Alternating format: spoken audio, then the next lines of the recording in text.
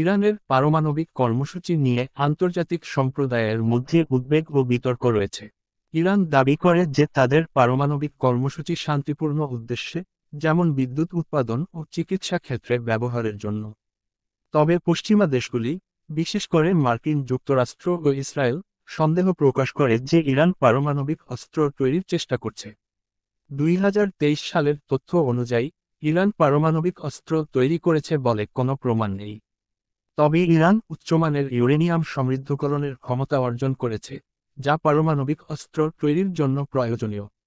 2015 সালে স্বাক্ষরিত যৌথ ব্যাপক কর্মপরিকল্পনা জেসিপিওএ অনুযায়ী ইরান তাদের পারমাণবিক কর্মসূচি সীমিত করেছিল, কিন্তু 2018 সালে মার্কিন যুক্তরাষ্ট্র চুক্তি থেকে সরে দাঁড়ানোর পর ইরানও ধীরে ধীরে চুক্তির শর্তগুলি লঙ্ঘন করতে শুরু করে।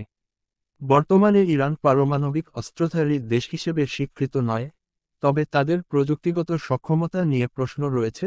বিশেষজ্ঞদের মতে 10টি পারমাণবিক বোমা তৈরির সরঞ্জাম সেন্ট্রিফিউজ মজুদ রয়েছে ইরানের হাতে। আন্তর্জাতিক পরমাণু শক্তি সংস্থা আইএইএ ইরানের কার্যক্রম পর্যবেক্ষণ করছে।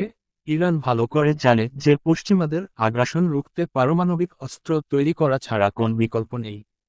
একমাত্র পারমাণবিক অস্ত্রই পারে ইরানের অপর পশ্চিমাদের দাদাগিরি বন্ধ করতে চিরতরে।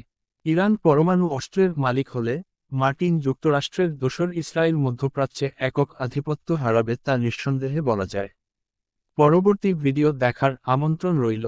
আল্লাহ হাফেজ।